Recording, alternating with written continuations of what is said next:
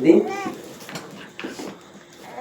ఇంతవరకు చక్కగా కొన్ని ఆత్మ సంబంధమైన కీర్తన పాడి దేవుని యొక్క కరుణామయ మహిమపరుచున్నాము. అలాగే చక్కగా దేవుని యొక్క వాక్య పట్టాన్ని చదివి వినిపించినటువంటి లక్ష్మి గారికి, అలాగే ప్రార్థన చేసి సహకరించినటువంటి అమ్మకి హృదయపూర్వక వందనాలు తెలియజేస్తూ ఉన్నా. మంచిది. ఈ సమయంలో దేవుని యొక్క వాక్య భాగాన్ని కొంతసేపు మనం ధ్యానం చేద్దాం. పరిశుద్ధ గ్రంథం నుండి కొన్ని మాటలు మనము వివరణ చేస్తా ఉన్నప్పుడు అపోస్తలుడైన పౌలు గారు కొరింథీయులకు రాసిన మొదటి పత్రిక, అపోస్తలుడైన పౌలు గారు కొరింథీయులకు రాసిన మొదటి పత్రిక 6వ అధ్యాయము 18వ వచనాన్ని మనం చదువుకున్నాం. అపోస్తలుడైన పౌలు దేనికి జారత్వమునకు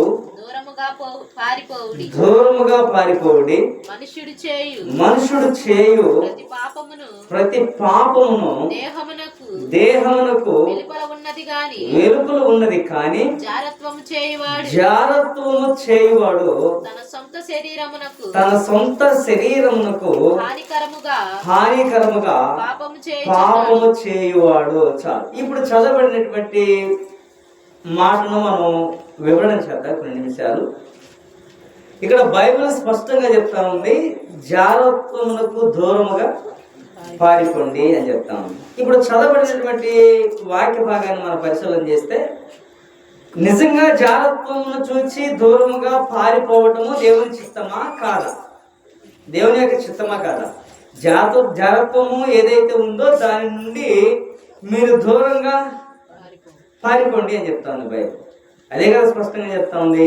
ఇప్పుడు ఆదికాండం 39 మనం చదివినప్పుడు, ఆ ఆదికాండము 39 చదువుతా ఉన్నప్పుడు కూడా అక్కడ ఏమని స్పష్టంగా చెప్తా ఉంది అంటే, ఏమని స్పష్టంగా చెప్తా ఉంది, యేసోబు ఐగుప్తు ప్రాంతానికి ఆయన అమ్మబడి ఉన్నప్పుడు ఈ యేసోబు తన అన్నల దగ్గర నుంచి క్రమంగా అమ్ముకుంటూ అమ్మబడుతూ వస్తూ ఐగుప్తు ప్రాంతానికి వచ్చాడు. ఈజిప్ట్ ప్రాంతం అని ఇప్పుడు అంటారు దాన్ని. ఇప్పుడు ఐగుప్తు ప్రాంతానికి వచ్చినప్పుడు ఈ ఐగుప్తు ప్రాంతంలో యేసోబును దేవుడు హెచ్చించిన తర్వాత అతనిని పనివానిగా ఉన్నటువంటి ఆయనను ఏం చేశాడు? దేవుడు రాజునిగా చేసినప్పుడు ఆ రాజ్య పరిపాలించడానికి ఈ రాజు ఆ యేసోబుని అనుగ్రహించినప్పుడు ఆయన అందరి మీద అధికారాన్ని చేస్తా ఉన్నాడు. అధికారం చేస్తా ఉన్నప్పుడు ఈ అధికారాన్ని బట్టి ఈయనేమనుకుంటున్నాడు, నాకు అప్పగించినటువంటి యజమాని పని ఏది ఉందో దాన్ని నేను చేయాలనుకుంటున్నాడు. కానీ ఈమెం చేస్తా ఉంది, ఈలోపు ఆ రాజు భార్య ఏం చేస్తా ఉంది, అతని మీద కన్ను వేసి అతనితో నన్ను సేవించు అని బలవంతం చేస్తా ఉన్నప్పుడు ఆయన అంటున్నాడు, నేను చేయను, నిన్ను తప్ప నాకు ఏదైనా అప్పగించాడు కాబట్టి నేను ఈ జాగ్రత్తం అనేది నీతో చేయను అని చెప్పి ఏనేం చేశాడంటే తన వస్త్రపును తీసి పారిపోయాడు. ఇప్పుడు పారిపోయిన దానిని బట్టి ఈమె తన అనుకున్న పని కాలేదు కాబట్టి యేసోబు మీద నిందేస్తా ఉంది. ఏమని వేస్తా ఉందంటే, వీడు హెబ్రీయుడు, వీడు నన్ను పాడు చేయాలని చూశాడు, అందుకే నేను వాడి వస్త్రాన్ని పట్టుకున్నా అని రాజు వచ్చిన తర్వాత రాజు చెప్తా ఉంది. చూడండి, వాళ్ళ భటులందరినీ పిలిచి ఏం చెప్తా ఉన్నాయి అంటే, నేను వీడి వస్త్రపు చెంగును నేను పట్టుకున్నాను, వాడు వస్త్రం నా చేతిలో ఉంది, వీడిని ఎలాగని హెబ్రీయుడిని ఏదో ఒకటి చేయండి అని చెప్తా ఉంది రాజు. వాస్తవానికి అక్కడ యేసోబు ఆమె కాడికి పోయాడా? యేసోబు దగ్గరికి ఆమె పోయింది.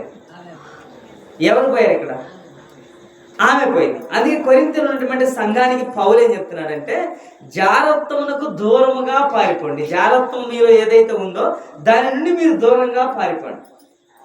ఎందుకు దూరంగా పారిపోవాలి అంటే, జారత్వం అనేది ఎక్కడున్నట, ఏ పని చేస్తా ఉన్నది?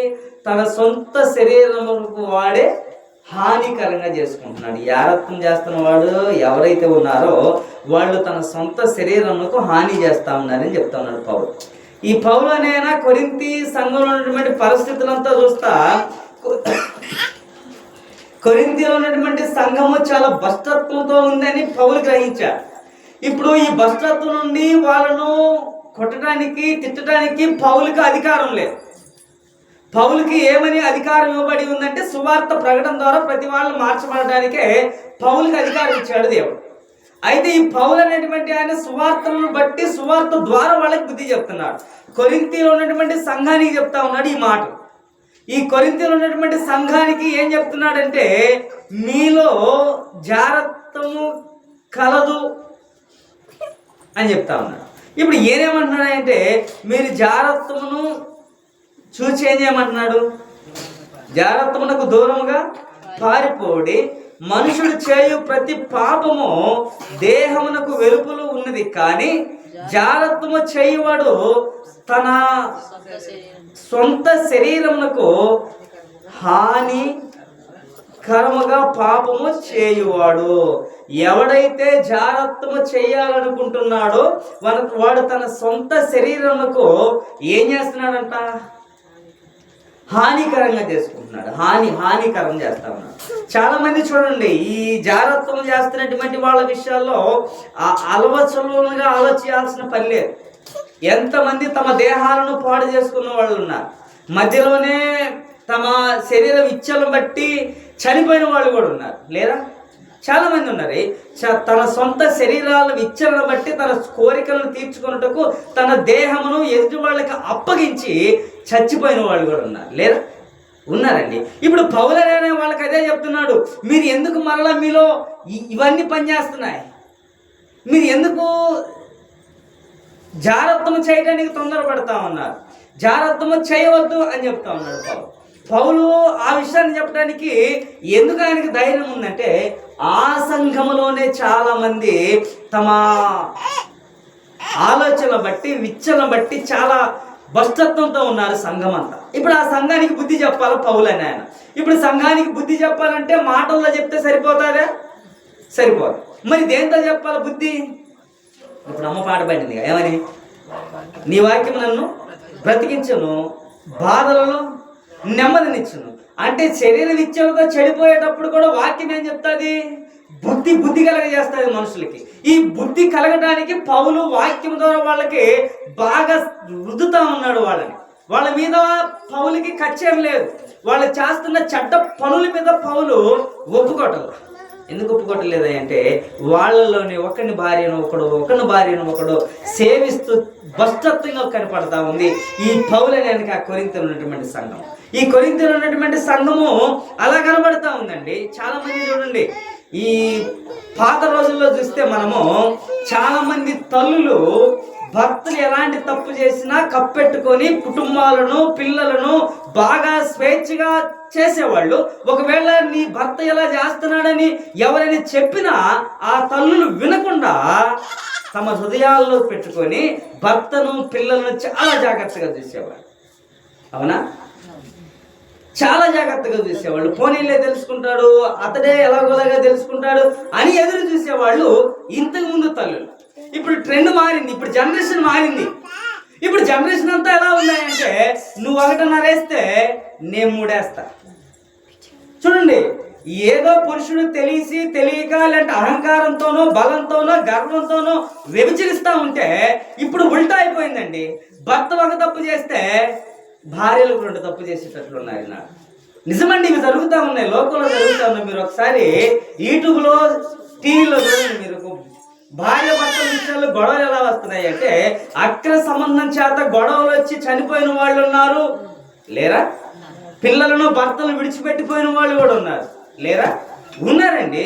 ఎందుకు వీళ్ళు ఉన్నారంటే, ఈ భర్త చేస్తున్నటువంటి పనిని బట్టి భార్య కూడా వాటాలు వేస్తా ఉందండి. నువ్వు 1 తప్పు చేస్తే నేను 2 తప్పులు చేస్తా. నిజమండి, ఇది నేను ఎవరిని ఉద్దేశించి నేను చెప్పట్లేదు, కానీ అలా ఉంది పరిస్థితి నాడని చెప్తా ఉంది బైబిల్. కొరింథీలో కూడా ఆనాడు అలాగే కనబడతా ఉంది. ఒకరిని భార్యను ఒకడు సేవించడము, ఒకరు వరుస వాయిల్ లేకుండా విచ్చలవిడిగా తిరుగుతూ ఉన్నాడు ఆ కొరింథీలో ఉన్నటువంటి సంఘం. ఆ కొరింథీలో ఉన్నటువంటి సంఘాన్ని బట్టి పౌలు తన హృదయంలో చాలా దుఃఖిస్తూ ఉన్నాడండి. పౌలు ఆ సంఘాన్ని ఎలా స్థాపించబడి ఉన్నాడంటే, ఆయన సువార్త ద్వారా వాళ్ళందరినీ కని ఉన్నాడు. ఇప్పుడు సువార్త ద్వారా కని ఉన్నటువంటి వాళ్లకు శ్రమ. ఆ క్రైస్తవుడుగా పిలువబడుతున్న వాళ్ళ విషయాల్లో చెడ్డ కార్యాలు దుష్కార్యాలు కనబడతా ఉన్నప్పుడు సేవకులుగా పిలువబడుతున్న వాళ్ళకి చాలా బాధ అండి. మీ సంఘంలో వాళ్ళు ఎలా చేస్తున్నారంటగా అని ఒక చిన్న మాట అంటే సేవకుడికి బాధ కదా. చెప్పండి, మీరు చెప్పండి. ఇప్పుడు పౌలును కూడా అదే పరిస్థితిలో ఒకసారి ఊహించుకోండి. పౌలు అనే గారు ఆయన కూడా అక్కడ సువార్థికుడు, సువార్త పనిచేస్తున్నటువంటి పౌలుకు ఇలాంటి సమస్యలు వస్తూ ఉన్నప్పుడు ఈయన వాళ్ళ విషయాల్లో ఏం చేయాలి? వాళ్ళని నరవాలా, కొట్టాలా? బుద్ధి చెప్పాలండి. వాక్యం ద్వారా బుద్ధి చెప్పాలి. వాక్యం ద్వారా బుద్ధి చెప్తా ఉన్నప్పుడు పౌలు చెప్తున్నటువంటి మాటలను బట్టి వాళ్ళ హృదయాల్లో చాలా పొడవ పడతా ఉన్నాయి. వాళ్ళు పొడవ పడుతున్నా నాకు పర్వాలా, వాళ్ళు మాత్రము మంచి పిల్లలుగా మాత్రం ఉండాలని పౌలు ఉద్దేశిస్తూ ఉన్నాడండి. చూడండి, చాలా మంది యొక్క ఆలోచనలు, మంచి మార్గాలను, మంచి అలవాట్లను నేర్పిస్తూ ఉన్నప్పుడు, ఉపదేశిస్తూ ఉన్నప్పుడు, మంచి మంచి పాఠాలను దేవుని యొక్క వాక్యం ద్వారా ఇతరులకు బయలుపరుస్తూ ఉన్నప్పుడు ఆ వాక్యాలను బట్టి స్వీకరించే వాళ్ళు లేరండి. ఉన్నారా? లేదండి. చాలామంది ఏమని స్పష్టంగా ముద్రేస్తారంటే, రే నా శరీరం రా, నా ఇష్టం రా, నా దేహం రా, నేను ఎలాగైనా ఉంటారా? అవునా? నిజంగా దేహం అనేది, శరీరం అనేది అది మనదేనా? మనదేనండి? కాదండి. మీరు ఒకసారి కొరింథీయులకు రాసిన మొదటి పత్రిక 3వ అధ్యాయము 16-17 వచనాలు మీరు చూడండి. కొరింథీయులకు రాసిన మొదటి కొరింథీ 3వ అధ్యాయము 16-17 వచనాలు. ఎవరు? మీరు దేవుని ఆలయమై ఉన్నారని దేవుని ఆత్మ మీలో నివసించుచున్నాడని మీరు ఎరుగరా? ఎవడైనను దేవుని ఆలయమును పాడు చేసిన ఎడల దేవుడు వానిని పాడు చేయను. దేవుని ఆలయము పరిశుద్ధమై ఉన్నది, మీరు ఆ ఆలయమై ఉన్నారు. చూడండి, ఇక్కడ బైబిల్ స్పష్టంగా చెప్తా ఉంది, దేహం నాదిరా అబ్బాయి అనే వాళ్ళకి పౌలు చెప్తున్నాడు, దేహం నీది కాదురా అబ్బాయి.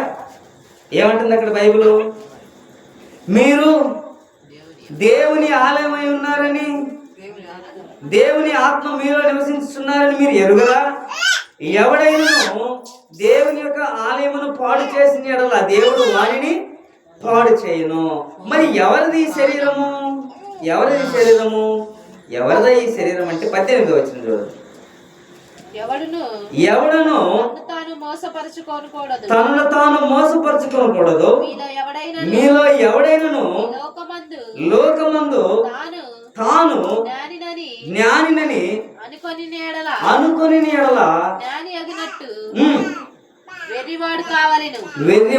చూడండి, నా జ్ఞానం, నేను, నా దేహము, నా శరీరము అని ఎవరైతే పిలువబడి వాళ్ళు ఆలోచన చేస్తున్నారో అది నీది కాదురా అబ్బాయి అని చెప్తా ఉంది బైబిల్. చూడండి, చాలా మంది ఈ విషయాల్లో వాళ్ళ హృదయాలను కఠినపరుచుకునే వాళ్ళు ఉన్నారు. వాళ్ళ హృదయం అంతా కూడా కఠినంతో నింపబడతా ఉంది. పౌలు వాళ్ళ హృదయాలు కఠినంగా ఉన్నాయి కాబట్టే వాళ్ళకి మంచి సాధన చేస్తూ ఉన్నాడు పౌలు. దేని ద్వారా సాధన చేస్తున్నాడు అంటే వాక్యం ద్వారా వాళ్ళ హృదయాలకు కావలసినటువంటి పాఠాలను వాళ్ళకి ఉపదేశిస్తూ మాట్లాడుతూ ఉన్నాడు. ఇప్పుడు ఆ ఉపదేశించి మాట్లాడుతూ ఉన్నప్పుడు పౌలు విషయంలో వీళ్ళేం తుణికిరించి మాట్లాడట్లేదు. చూడండి, పౌలు అనే ఆయన వాళ్ళకి బుద్ధి చెప్తున్నాడు వాక్యం ద్వారా. ఎంతమంది ఈనాడు కొరింథీ సంఘం లాగా ఉన్న సంఘాలు లేవా? కొరింథీలో ఉన్నటువంటి సంఘాలలాగా ఉన్న సంఘాలు చాలా ఉన్నాయండి. కొరింథీ అనే పట్టణంలో ఒక సంఘం ఉన్నప్పుడు ఆ సంఘము ప్రభు సంఘం అయి ఉన్నప్పుడు ఆ ప్రభు సంఘంలో ఇవన్నీ కనబడతా ఉన్నప్పుడు పౌలు ఆ విషయంలో వేదన పడతా ఉన్నాడండి. ఎందుకు వేదన పడుతున్నాడు? అందుకే గలతీ రాసిన 3వ పత్రికలు అంటాడు, 3వ అధ్యాయం మొదటి నుంచి మీరు చూస్తే అక్కడ పౌలు అనేటువంటి ఆయన వాళ్ళకి ఏమని చెప్తా ఉంటాడంటే, ఓ అవివేకులైన గలతీలారా, మిమ్మల్ని ఎవడు భ్రమపెట్టెను? సిలువ వేయబడిన వాడట్టుగా యేసుక్రీస్తు వారు మీ కనుల ఎదుట ప్రవేశింపబడలేదా? ఇది మాత్రమే మీ వలన నేను తెలుసుకొని పోవచ్చున్నానా? ధర్మశాస్త్ర సంబంధ క్రియ వలన ఆత్మను పొందితేరా, లేక విశ్వాసంతో వినుట వలన ఆత్మను పొందితేరా? మీరు ఇంత అవివేకులైతిరా. మొదట ఆత్మానుసారంగా ఆరంభించి ఉన్నారు కదా, ఇప్పుడు మీలో మరలా శరీరం ఎందుకు పనిచేస్తుంది?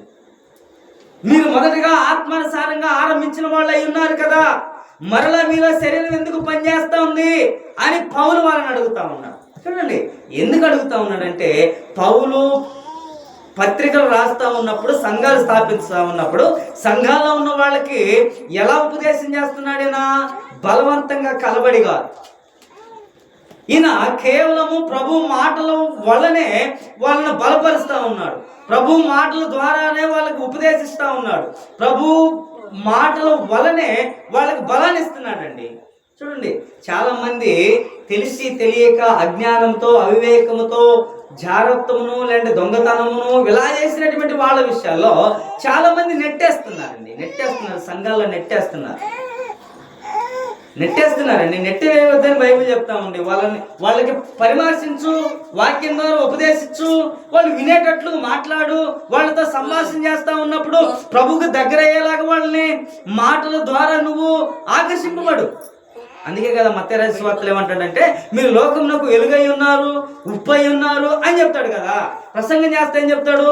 లోకమునకు మీరు వెలుగై ఉన్నారు, ఉప్పై ఉన్నారు. ఉప్పు నిసారమైతే అది దేని వలన ఉపయోగపడదు, అది మనుషుల ద్వారా తొక్కి బయట పారవేయబడుద్ది. మీరు లోకానికి వెలుగు, ఉప్పై ఉన్నప్పుడు ఉప్పు సారంగా ఉంది కాబట్టే ఉప్పును అందరూ ఉపయోగిస్తా ఉన్నారు. అంతేనా? లేకపోతే ఎవరికి కొంతమంది ఉప్పులు ఉపయోగిస్తా ఉన్నారు, చాలా మంది ఉప్పును ఉపయోగిస్తా ఉన్నారండి.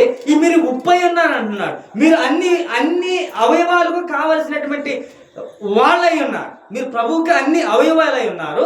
కాబట్టి మీరేం చేయాలి అంటే, ప్రభు యొక్క వాక్యంలో, బోధలో, శిక్షలో వాళ్ళని బోధిస్తూ ముందుకు తీసుకురండి అని చెప్తా ఉన్నాడు పౌలు. చూడండి పౌలుకి మంచి ఉద్దేశం అండి. పౌలు అనేటువంటి ఆయనకి క్రైస్తవుల పట్ల మంచి ఉద్దేశం.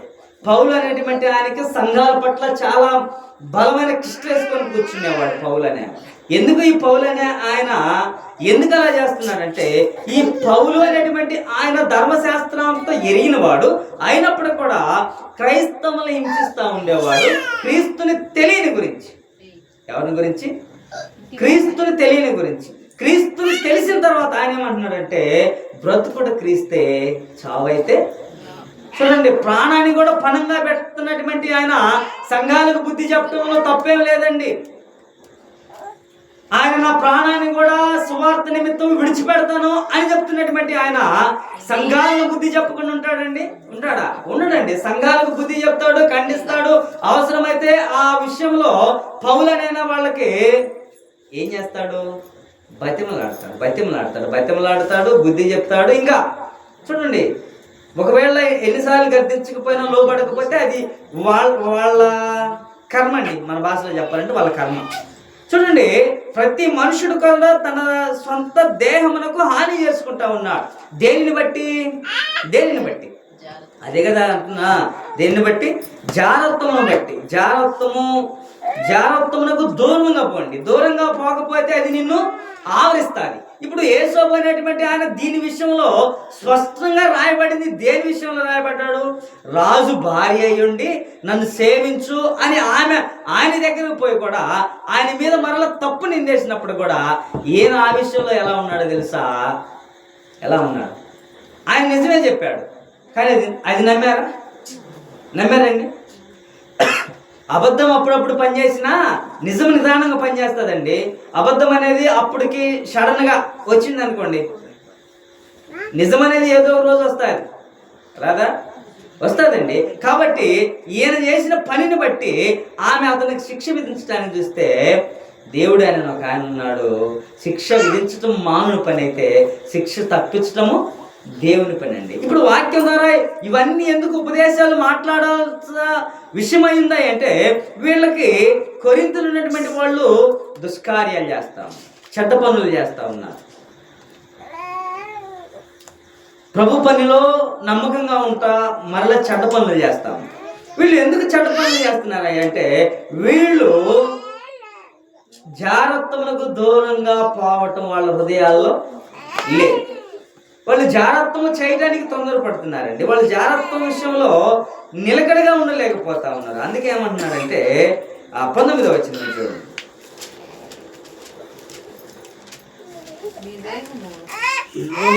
దేవుని దృష్టికి వెళ్తాను,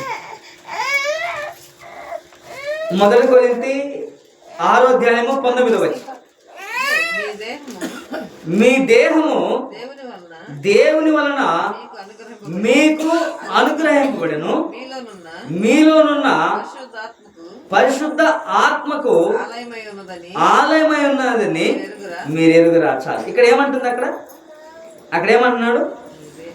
మీ దేహము దేవుని వలన మీకు అనుగ్రహింపబడింది. చాలా మంది ఏం చెప్తారో తెలుసా? నా శరీరం రా, నా ఇష్టం రా, నేను విచరిస్తారా, నీకేందిరా బాధ, లేకపోతే నీకేందమ్మా బాధ అని చెప్పేవాళ్ళు లేరా? బైబిల్ అంటుంది నీ దేహం నీది కాదు, నీ దేహము నీది కాదు. మరి ఎవరిది? దేవుని వలన అనుగ్రహింపబడింది. అది మనకి దేవుని వలనే అనుగ్రహింపబడింది దేహం. మనుషును దేవుడు దేని ద్వారా అనుగ్రహించాడు? దేని ద్వారా అండి? దేవుడు మనుషుని దేని ద్వారా భూమి మీదకి పంపించాడంటే, మట్టి ద్వారా బొమ్మను చేసినప్పుడు బొమ్మలో ఊదగా నరుడు జీవాత్మ అయ్యాడు. ఇప్పుడు జీవాత్మ ఉంది కాబట్టి ఈ దేహం ఎవరిది? దేవునిదండి, దేవునిది. కాబట్టి ఏమంటున్నాడంటే, అక్కడ ఏమంటున్నాడు? మీరు మీ దేహము దేవుని వలన మీకు అనుగ్రహింపబడింది. ఎవరి వల్ల దేహము అనుగ్రహింపబడింది? దేవుని వల్ల అనుగ్రహింపబడింది. మరి నాది, నేను చేస్తా, నా ఇష్టము, నువ్వెవడోరా అంటానికి అధికారాలు ఉన్నాయా? ఆర్గ్యుమెంట్ ఉందా? బైబిల్ ఒప్పుకోవట్లేదండి. మనుషులు ఒప్పుకున్నా అది బైబిల్ ఒప్పుకోవట్లా. బైబిల్ ఏమంటుందంటే, అసలు భూమి మీదకి వస్తే ఎవడని ఏమైనా తెచ్చినోడు ఉన్నాడా? ఎవరైనా తెచ్చినోడు ఏ పదే కదా అంటాడు. ఏమని? నేను పుట్టుకతో ఏమి తేలా, పోతా ఏమి తీసుకుపోను, నేను వచ్చేటప్పుడు ఏమి తీసుకురాలా, నేను పోయేటప్పుడు ఏమి తీసుకుపోను. మరి మనుషులు ఎందుకు ఈ విషయాల్లో కిష్టేసి కూర్చున్నారు? నా దేహము, నేను, నా బలము, నా ఇష్టము అని ఎందుకు అంటున్నారు? అంటే వాళ్ళు ఉన్నటువంటి గర్వము ఆ పని చేస్తా ఉన్నారు. నిజంగా అండి, సంఘాల్లో, చాలా సంఘాల్లో బోధకులకు ఇదే సమస్య. చాలా సంఘాల్లో బోధకులకు ఇదే సమస్య అండి. చాలా సంఘాల్లో ఇవే కనబడతా ఉంటాయి. ఏం కనబడతా ఉంటాయి? కొరింథీలో ఉన్నటువంటి లోపాలే సంఘాల్లో ఎత్తి చూపిస్తూ ఉంటాయండి. సంఘాల్లో ఉన్నటువంటి వాటిని ఎత్తి చూపిస్తూ ఉన్నప్పుడు పౌలు అనేటువంటి ఆయన ఎలాగైతే బుద్ధి చెప్పాడో అలాగనే వాక్యం ద్వారా బుద్ధి చెప్తా ఉన్నప్పుడు లోబడినప్పుడు మనం ఏం చేయలేమండి. లోబడితే పర్వాలా, లోబడలేదనుకోండి మనం ఏమి చేయలేం. బాగా నాకు వినబడినప్పుడు దానికి లోబడకుండా ఎవడైనా అకస్మాత్తుగా వాడికి మరణం వచ్చి పోతే ఎవడు దానికి రెస్పాన్సిబిలిటీ? ఎవడు దానికి బాధ్యత? ఎవడయ్యా దానికి బాధ్యత అంటే తన ప్రాణమునకు తానే ఉత్తరవాది. ఎవడైతే వాక్యం ద్వారా విని వాడి హృదయాలను నింపుకొని తన మురికి జీవితాన్ని విడిచిపెట్టకుండా ఉంటాడో వాడు అకస్మాత్తుగా పోతే, లేకపోతే ఆమెనా, ఒకవేళ వాడు అంటే మగోడే అనుకోమాకండి, ఆమెనా సరే పోతే తన ప్రాణముకు తానే ఉత్తరవాది అండి. చూడండి, దేవుని యొక్క వాక్యము వినబడతా ఉన్నప్పుడు సరైనటువంటి ఆలోచనలతో ఆలోచన చేయాలి. సరైనటువంటి మార్గాలతో దేవుని యొక్క వాక్యమును వినాలి. ఎలా పడితే అలా వింటూ ఏదో వచ్చాము, వెళ్ళాము, విన్నాము అనుకుంటే అయిపోయేది కదండి దేవుని యొక్క వాక్యము. చూడండి, ఎంత బోధించినా కూడా కొరింథీలో ఉన్నటువంటి సంఘానికి బుద్ధే చెప్తున్నాడండి పౌలు. ఎందుకు బుద్ధి చెప్తున్నాడంటే, మీలో జారత్వం కలదని నాకు తెలుసు, మీలో జారత్వం కలదని నాకు తెలుసు అంటున్నాడు పౌలు. మీలో జారత్వం కలదని నాకు తెలుసు అంటే పౌలు చూశాడు ఆ విషయాల్లో? పౌలు అనేనా జారత్వము చూశాడా? మీరు 15 వచనం ఒకసారి చూడండి. 15 వచనం మీరు ఒకసారి చూడండి. మీ దేహములు క్రీస్తునకు ఏమున్నాయి? అవయవములై ఉన్నాయి. మీరెరుగురా, నేను క్రీస్తు యొక్క అవయవములను తీసుకొని వేసి యొక్క అవయవములుగా చేయుదురా. చూడండి, అక్కడ ఏమంటున్నాడు? మీరు దేవుని యొక్క క్రీస్తు యొక్క అవయవమాలు అన్నారు కదా, వేసి యొక్క అవయవమాలను వేసి యొక్క అవయవములను చేయుదునా. చూడండి, చేయుదురా అంటున్నాడు. ఎందుకు మీరు నేను ఇచ్చినటువంటి దేహాన్ని తీసుకుపోయి మరలా మీ ఇష్టం వచ్చినటువంటి దేహాలకు అప్పచెప్తున్నారు అంటున్నాడు పౌలు గాని. చూడండి, పౌలు అనేటువంటి ఆయన సంఘం పట్ల బాధ్యత కలిగిన వాడు కాబట్టి ఇలాంటి యొక్క ఉపదేశాలు, బోధనలను వాళ్ళకు బోధిస్తూ ఉన్నాడండి. చాలా మందికి సంఘం పట్ల బాధ్యతలు ఉండవు. చాలా మందికి విశ్వాసుల పట్ల బాధ్యతలే ఉండవు. చాలా మంది యొక్క పరిస్థితి ఇదే. గట్టిగా ఖండించి బుద్ధి చెప్తే వాళ్ళు రేపు రారేమో, లేకపోతే ఉన్నది ఉన్నట్టుగా ప్రకటిస్తే వాళ్ళు రేపొద్దున సంఘానికి రాకపోతే నాకు డబ్బా బియ్యం తగ్గుతాయేమో, 20 రూపాయల కానుక తగ్గుతాయేమో అని ఆలోచన చేసే వాళ్ళు ఉన్నారండి సమాజంలో. అవి వచ్చినా రాకపోయినా దేవుడు నిన్ను ఒక రోజు లెక్క అడుగుతాడండి. ఎన్ని డబ్బాలు బియ్యం వచ్చాయి, ఎన్ని 20,000 కానుకలు వచ్చాయని దేవుడు అడగడు. పౌలు ఎదుట జారత్వము, వ్యభిచారము కనపడినప్పుడు పౌలు అని ఆయన ఖండించి బోధించాడు కదా. నువ్వు చదవబడినటువంటి లేఖనాల్లో స్పష్టంగా నీకు ఇవ్వబడి ఉన్నాయి కదా, నువ్వు చెప్పావా వాటి విషయాల్లో అని అడిగినప్పుడు ధైర్యంగా చెప్పగలిగే మనసాక్షి ఉండాలండి ప్రభు దగ్గర. అవునయ్యా నేను చెప్పాను ధైర్యంగా, అందుకే నాకు రాలేదయ్యా సంఘంలో, నాకు ఇద్దరే ఉన్నారయ్యా సంఘంలో, పర్వాలా, ఇద్దరున్నా పర్వాలేదండి. దావీదు అదే కదా అంటాడు, భక్తిహీనులతో 1000 దినములు గడుపుట కంటే ఒక్కరోజు అంటున్నాడు, ఒక్కరు చాలరా. ప్రభు వచ్చేటప్పటికల్లా ప్రభు యొక్క సంఘంలో ఎత్తబడేదానికి ఒక్కరు చాలరా, చాలరండి. నీతి న్యాయాలు పరిపాలిస్తున్న వాళ్ళు ఒక్కరు చాలరా, చాలండి, ఒక్కరు చాలు. ఎందుకంటే బైబిల్ స్పష్టంగా చెప్తా ఉంది. ఏమని చెప్తా ఉంది అంటే, ఎక్కడైతే 2 ముగ్గురు కూడి ఎక్కడ అంటుంది బైబిల్. చూడండి, విస్తారమైనటువంటి ఆలోచనలు వద్దు, విస్తారమైన ధనం వద్దు, విస్తారమైన జ్ఞానం మనకొద్దు. ఏం కావాలి అంటే మీరు దేవుని యొక్క ఆలయం అయి ఉన్నారని మనం ఎరగాలండి. మనం దేవుని యొక్క ఆలయం అయి ఉన్నారని మనము ఎరగాలి. ప్రియ దేవుని పిల్లలు చూడండి, ఈ ఆలోచన యేసుకు ఉంది. నేను దేవుని యొక్క ఆలయం అయి ఉన్నాను, నేను జీవము కలిగినటువంటి దేవుని ఎదుట నేను పాపము చేయలేను, లేదా నా యజమానుడు అప్పగించిన పనిని కాక. ఆమెదేమంటున్నాడు ఆయన, నిన్ను తప్ప నాకన్నీ ఇచ్చాడు, అధికారాలు ఇచ్చాడు, నిన్ను కాదు నాకు ఇచ్చింది అన్నప్పుడు ఆమె దానికి కోపం వచ్చి యేసోబు మీద తప్పుడు యొక్క సాక్ష్యాలు చెప్తా ఉందండి. తప్పుడు సాక్ష్యాలు చెప్తా ఉంది యేసోబు. చూడండి, తప్పుడు సాక్ష్యాలు చెప్తా ఉన్నప్పుడు అవి తప్పుగానే కనబడతాయి, నిజాలు నిజంగానే కనబడుతుంది. ఇప్పుడు కొరింథీలో ఉన్నటువంటి వాళ్ళ తప్పులు ఎత్తి పౌలు చూపిస్తా ఉన్నప్పుడు వాళ్ళకి నొప్పి, బాధ, మంట అన్నీ పుడతా ఉన్నాయి. అయినా పర్వాలేదు అంటున్నాడు పౌలు. అయినా పర్వాలేదు అంటున్నాడండి. ఎందుకు పర్వాలేదు అంటున్నాడు? మీ దేహము క్రీస్తునకు అవయవములు ఉన్నాయి కదా, మీరు వాటిని ఏం చేస్తా ఉన్నారు? వేష యొక్క అవయవాలను చేస్తారా మీరు? చేయుదురా అంటున్నాడు. అంతే కదా అంటుంది. మీరు వాటితో ఎందుకు నింపబడి ఉన్నాయి? మీకు ఇవ్వబడినటువంటిది ఇంకొకటి కదా అన్నాడు. చదవండి.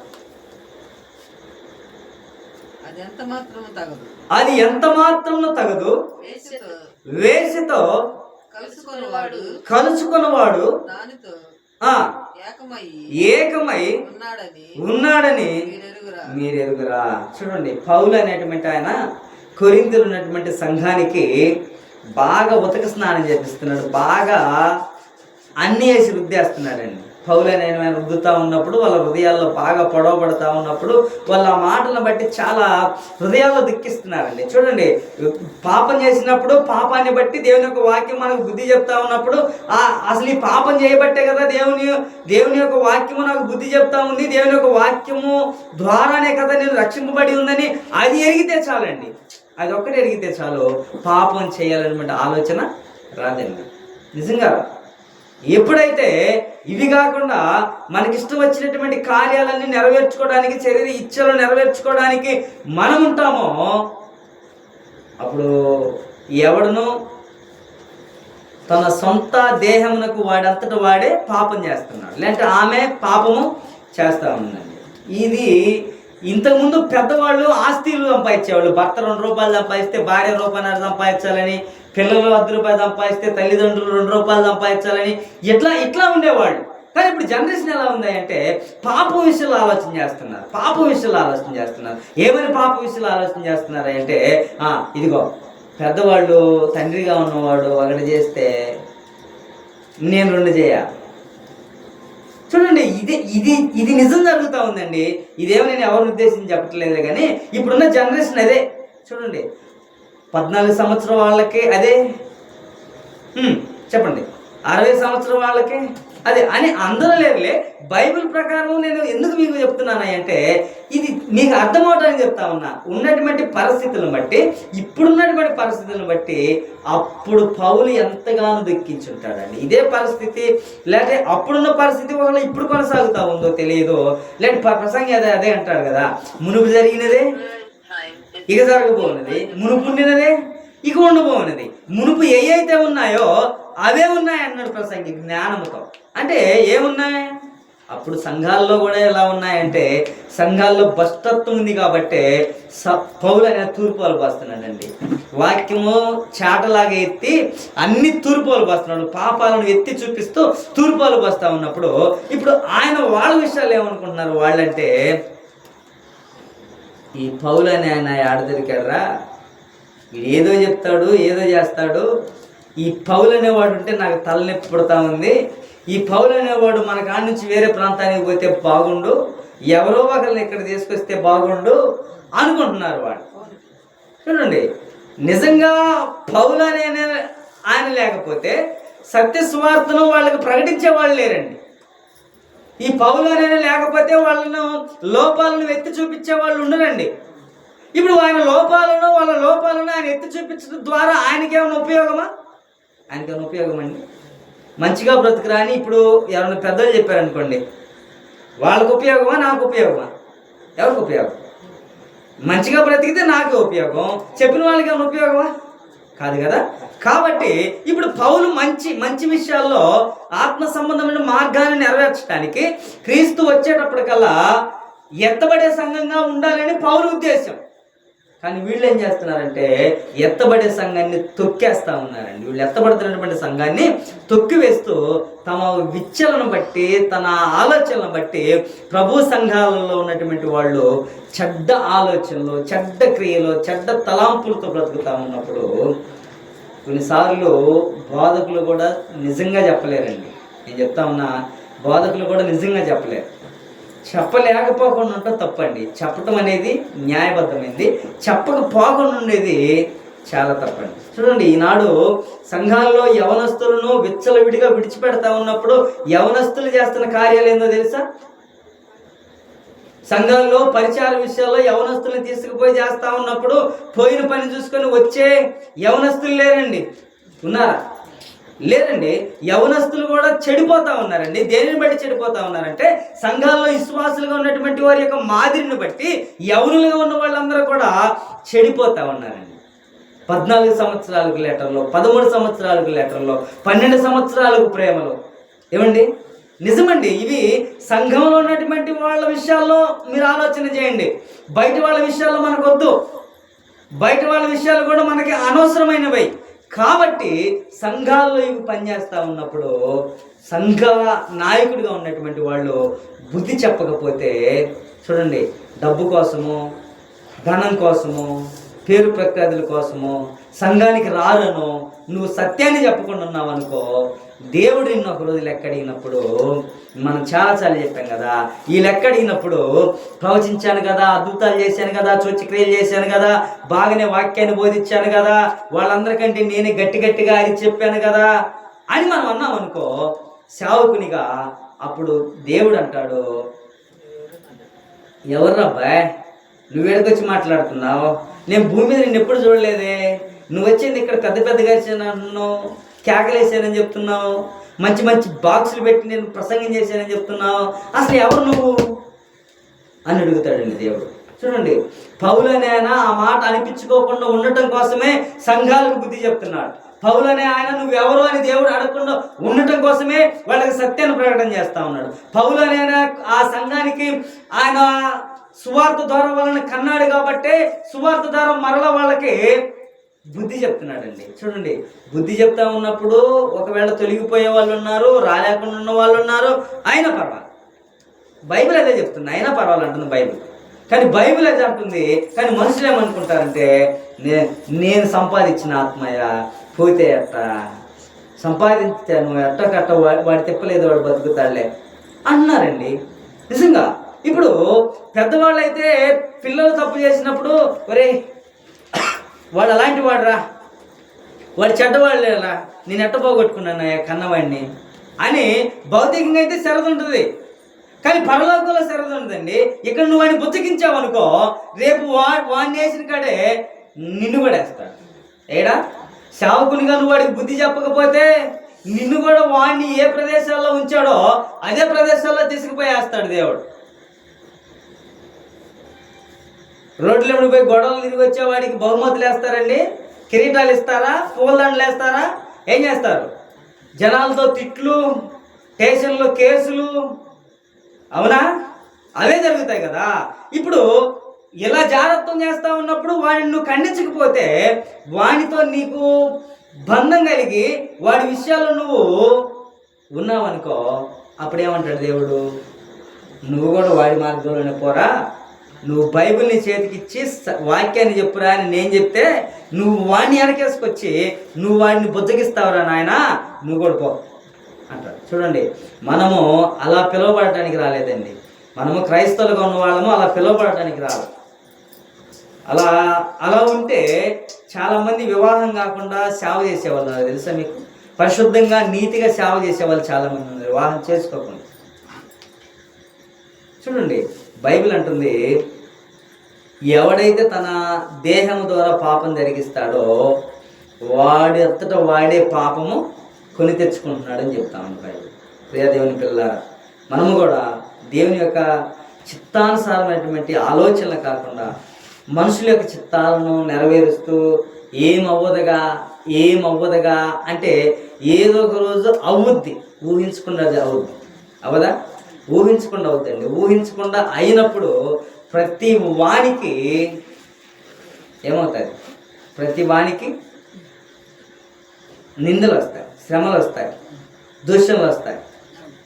భౌతికంగానే ఇలా ఉంటే మరి పరలోకానికి పోయినాక ఎలా ఉంటుందండి? భౌతికంగానే ఎలా ఉన్నప్పుడు పరలోకానికి పోయినప్పుడు ఎలా ఉంటుంది? మీరు ఒకసారి రోమిలకు రాసిన పత్రిక 6వ అధ్యాయం చివరిగా ముగిస్తాను. రోమిలకు రాసిన పత్రిక 6వ అధ్యాయం 12-13.